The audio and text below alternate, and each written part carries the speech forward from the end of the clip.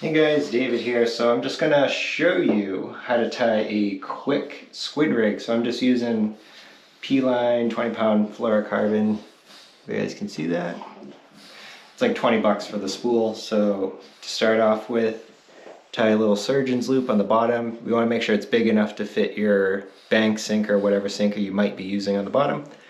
This is a rig that's gonna go on the bottom, on the seafloor. There are some other ways you can do. So as far as squid jigs, you have a couple different options. I'm gonna show them to you now quick. Got a bunch, I have like 4 here. So the original one, like way back in the day when I used to go fishing as a kid, I was like 7, 8 years old when I started using these. So these are I think they're 4 or 5 inch Yozori. They're massive. So you can see the hooks on the back. Those are stainless steel, nothing crazy. So this is made for the squid to come up and grab it, and they get stuck when they pull backwards on it. Little feather fit side fins on there, and then you have this little swivel in the front.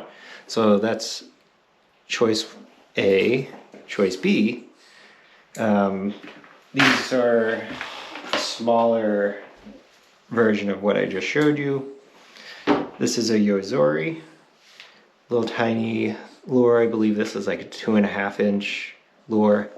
Similar setup, except you have this little curve on the back of it. Let me get a blue one so you can actually see it.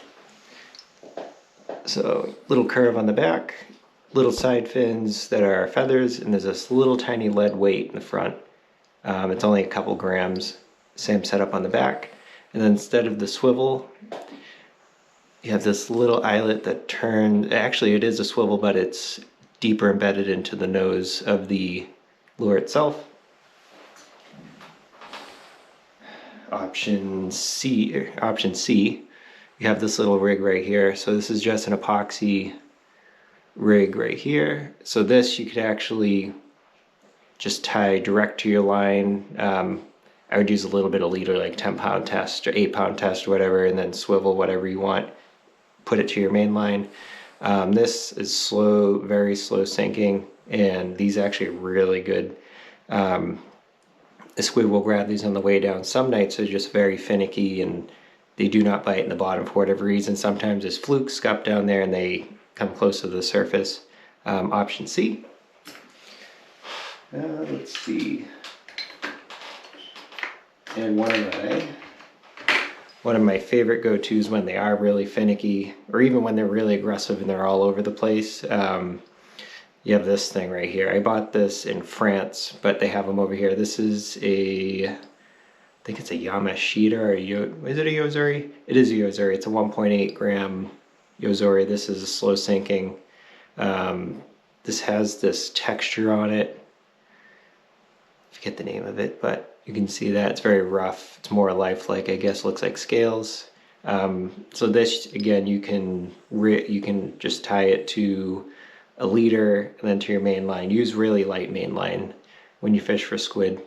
I wouldn't go more than 10-15 pound test, if that. And then same thing, swivel in the front. It's embedded in the body. So this you can fish, you can get it to the bottom if it's really shallow. Like sometimes I'll use this in like 10 feet of water, or if the squid are on top and they're aggressive, you can use this, and it's really fun to watch a squid come up and grab these lures. All right, as far as rigging, I'm gonna go back to the bottom fishing version. So surgeon's loop on the bottom, and then you're gonna do 2 dropper loops. So you wanna tie a dropper loop maybe a foot above it. So just tie this quick. So once you get used to tying these dropper loops, it only takes a couple seconds of time usually. And the size of the loop doesn't matter right now, and I'll show you why. Just wet that a little bit, pull it tight. So I know some of you will be tempted to just put the eyelet, thread this through the eyelet and just put it on that way. I wouldn't recommend it because I'll show you. Let's say I thread this through and just do it that way. So the problem with this is that the loop will interfere with how the lure actually can swivel, and then it'll make it, could possibly just go upside down like that. And the squid, they're not stupid creatures, but they'll notice that something doesn't look right and they won't hit it. So yeah, so it just binds up the swivel. So to get rid of that, we undo this quick.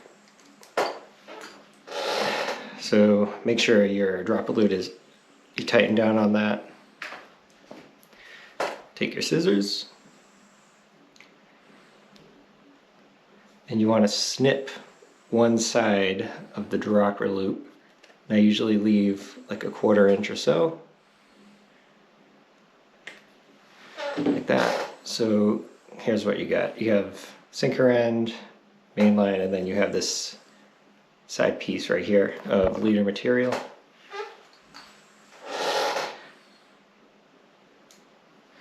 And then so you take that tag end of your, what was your dropper loop, and you want to leave maybe 2-3 inches or so,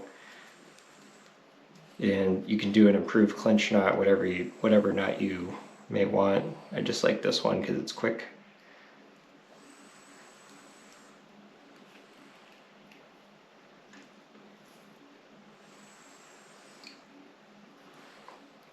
Add some moisture to it. That is it. So there you go. So this, and clip the tag end on that, leave like a 1/4 inch. So when this thing is on the bottom, usually most places you're going to be fishing is going to have a decent amount of current. So lure is going to be out like this in the current. The squid will approach it from any side, grab it with their tentacles. So you do not want to hook super hard when squid come up and grab this, because you'll rip their tentacles off, especially if you're using braid. If you feel a slow pulling motion on your line, just lift, and that should be it. If you miss a squid, leave it down there, just continue jigging. Usually there's a bunch of them down, or a little school, they'll come back and grab it.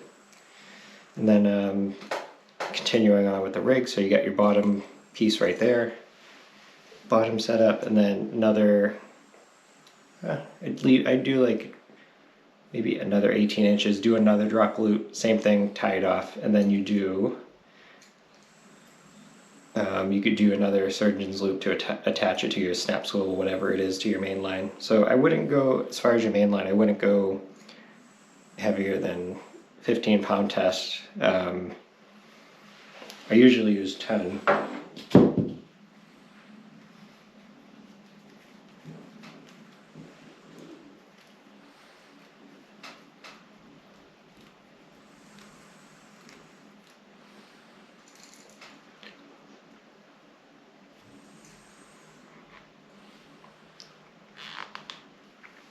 But yeah, like 10-pound test is what I usually use. So that is it. That is the rig in a nutshell. I'm actually going out tonight, so we'll see.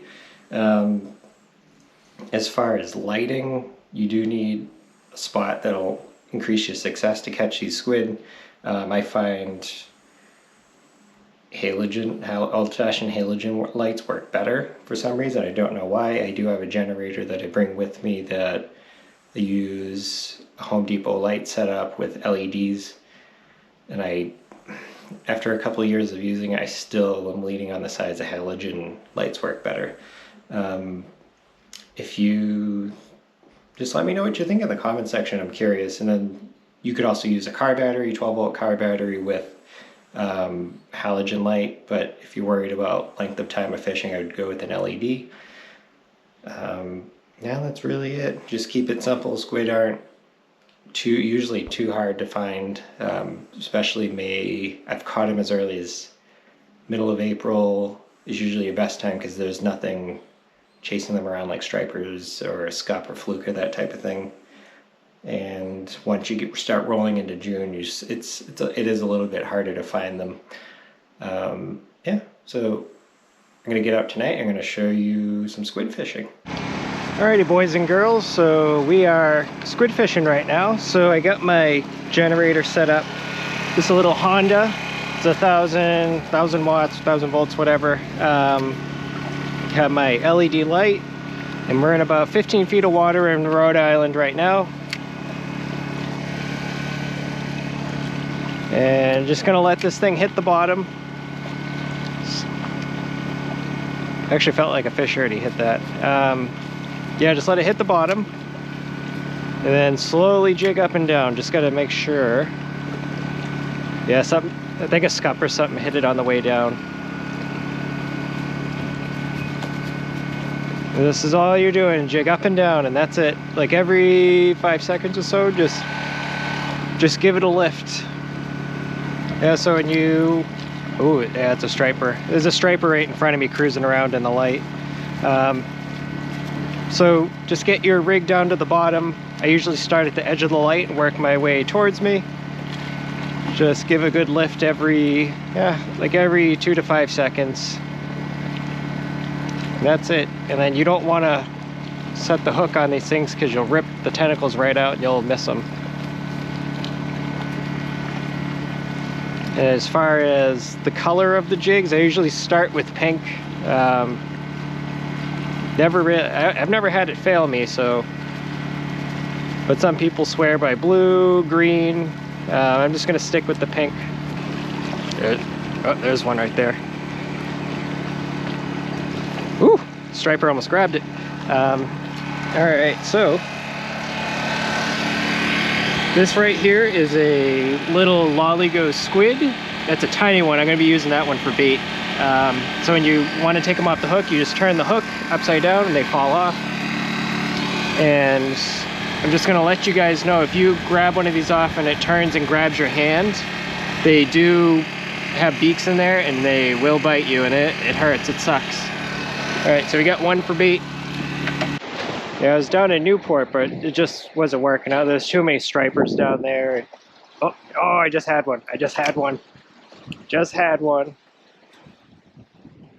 Oh, I missed another one. They're here. Oh, they're here. They're here. Got them. Right there. There we go. That's what I wanted. So, got one right here. So you can see what I mean. Don't hook him too hard. I ripped his tentacle right off on the bottom one. I would have had two.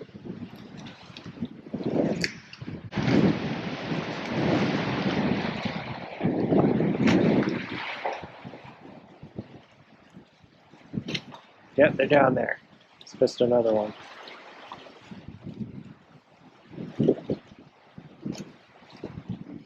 Right now I put a 2 ounce on there just to keep this the rig plastered to the bottom.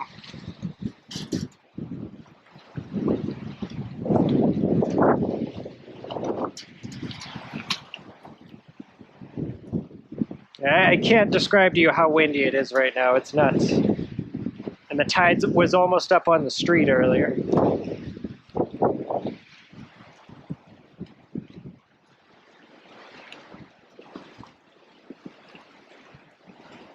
So this spot right here, obviously it has the good old-fashioned halogen lights as opposed to the LED. I had my LED light out, but I didn't catch anything over here, so we give it another round. Oh, there's one right there. See, that was a pretty obvious bite. You saw the rod just tip down a little bit. Oh, that was a really soft bite on that one. So you just tip them off and that's it. The hardest thing about squid fishing is just sometimes the squid do get really finicky when they bite. And sometimes you just jig it a little bit, let it sit, and then you'll watch the rod, it'll just go like this. And that's it, that's all you get. And that's when you gotta lift the rod. And then some other times they just attack it and then it's pretty noticeable. There's another one. Oh, this is good stuff right here. Good stuff.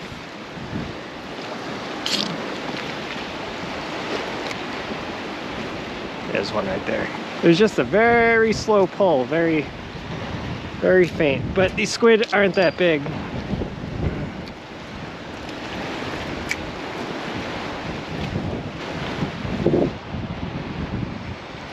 There's one.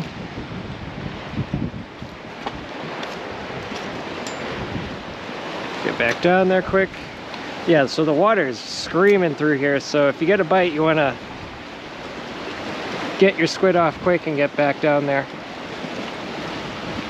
Ooh, that's a big one right there. That's a big one. Yes! Whoa! Look at the size of that one.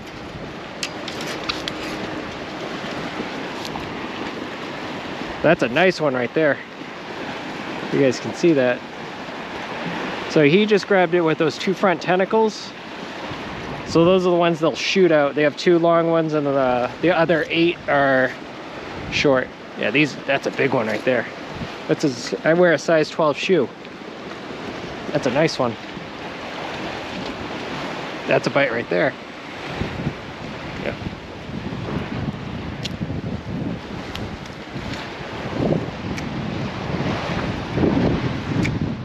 All right, so it's 4 o'clock in the morning. I've been to Rhode Island, I've been to Newport, and I'm back up to Massachusetts right now. The wind up in Massachusetts right here is next to unbearable. It's ripping, the wind's ripping through it here right now, and the tide's almost up on the street where I parked. So it's very hard to fish for squid like this just because of the weight, the amount of weight you're using, and just being able to feel the bite. But I had fun. I caught a couple squid for dinner, got a couple for bait. Yeah, it was a good day overall. Usually the heavier runs of squid happen late April through May, mid-May maybe. You get a couple weeks worth a good squid run, and then there's another squid run in the fall, which usually starts late September through October usually, and then I've caught squid in Rhode Island and Massachusetts well into December. So every year is a little bit different. So you just got to get out there and fish. Don't be reading the fishing reports. Go out there and make them. You don't have to tell anybody, but go out there and find out for yourself. Make your own report. So next up, I want to show you guys how to clean a squid. I wanted to show you how to cook it, but I'm exhausted right now. It's actually 3 hours after this video was shot. So all right, let me get to the cleaning the squid portion.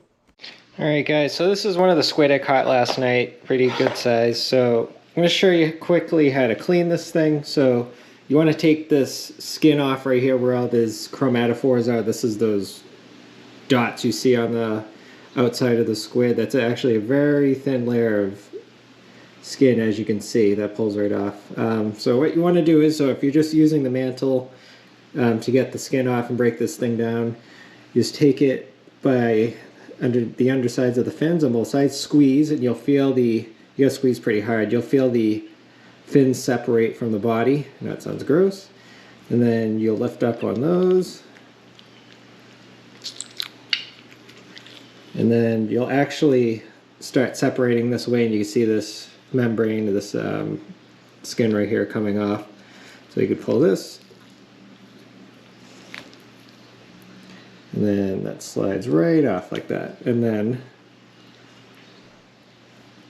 you can peel this off. This is actually sitting in the freezer for a little bit, so that's why it's a little hard. But I know a lot of my friends ask how to clean squid. So if you roll your thumb across right here, across the skin, it will help peel this membrane up. If your hand's really slippery or you just can't feel it, you could grab like a little paper towel and just wrap it on your thumb and brush, and it'll come right off. And then you just roll the squid. Alright, ooh, it's making a mess. Alright, so do not throw the wings out, those are still good. So let's see, so you have the mantle of the squid, this piece right here. So next up, what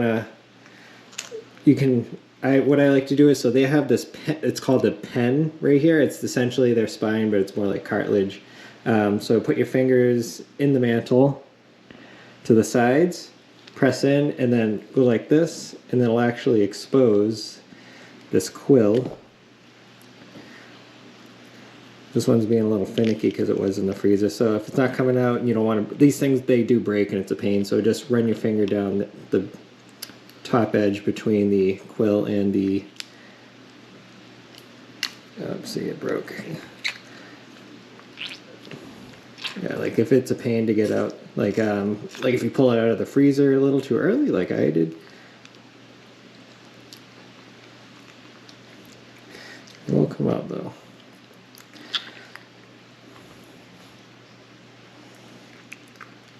It'll slide right out. That's it. So that's the quill right here.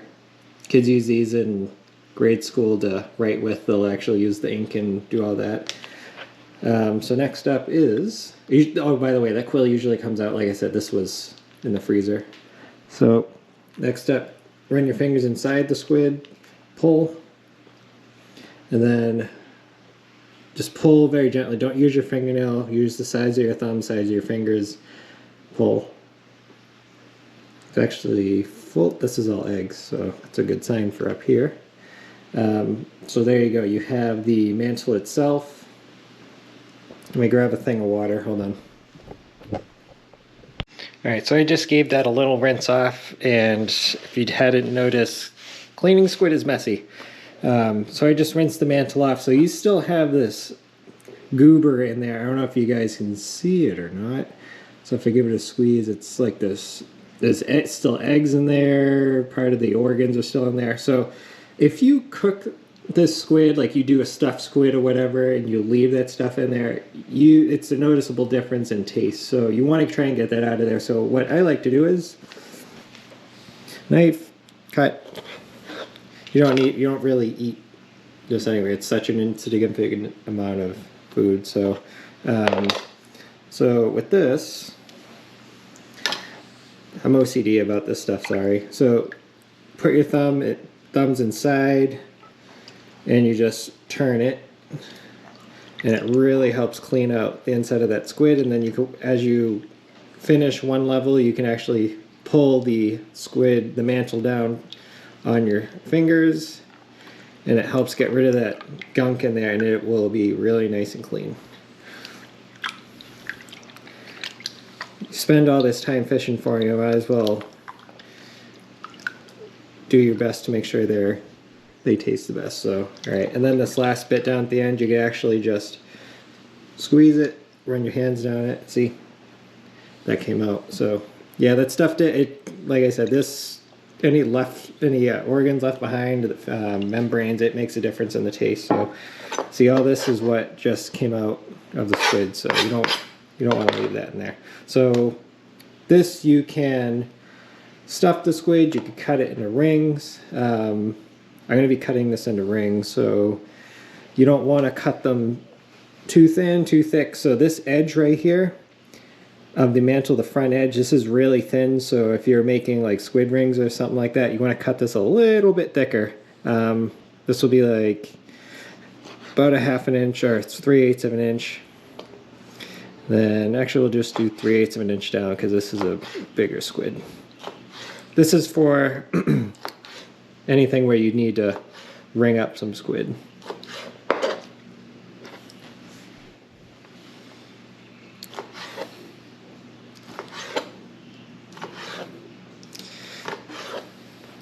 Alright, so we got the mantle cut up and the inside is nice and clean. So next up you have the wings. So to get the skin off the wings, so you already ripped the wings off the squid, so this should be pretty simple to get the skin off. So you just run your finger underneath and you rip. That's it. Nice piece of meat right there. And then roll your thumb down it. My hands are wet, so it makes it a little difficult. Just roll your hands down, roll your fingers down it, and it should come undone. So that's it. Nice clean piece of squid. Sorry if I'm boring you guys. I'm just trying to do this quick because I'm actually going to use it. And then right here, a lot of people do eat the head of the squid. So there is still this cartilage up here. You don't really want that. Trim that off. And as far as the tentacles, like if you're doing, I don't know, some sort of dish where you need the tentacles, I don't know what you'd use it for, but people do eat them. Or you could use them, cut them up with the squid rings. So obviously there's little suckers on there. So it tastes like sand, so shave them off if you're having company over that type of thing. Take a nice sharp knife, and it's simple. You just give it a little scrub. That's it. It's worth your time if you're having guests over. Or if you don't like having gritty, sand-like stuff in your food. But yeah, just run it down and they will pop right off.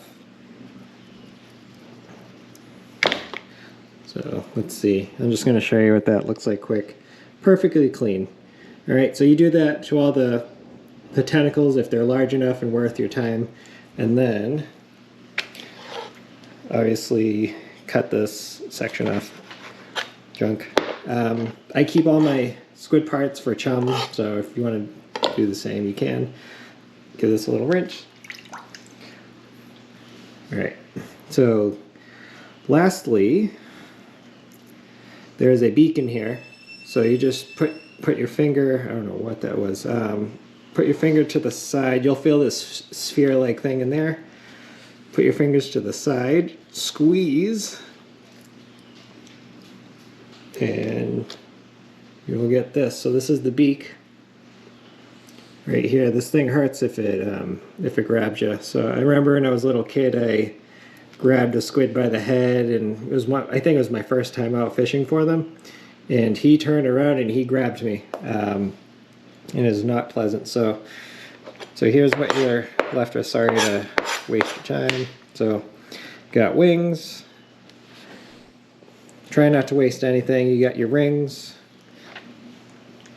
and you got the squid head that's cleaned right here. So people will use these in soups, whatnot. Actually, this thing's still sort of alive even though he's in the freezer. That's crazy. Yeah, see? But alright, so squid head, rings, wings. So that is really it. I hope this was useful to you. Squid are delicious. They're pretty easy to catch for the most part, especially early in the year and later in the year. Spring and fall, before the fluke, scup, stripers come in. But that is cleaning a squid in a nutshell. It is really quick. I can get about 2 pounds of squid done like this in 10-15 minutes. So it's just getting a feel for, the hardest thing is taking that skin off where the chromatophores are, that red dot skin stuff. It'll come off pretty easy. But hope you guys like this, and if you like this video, please like and subscribe.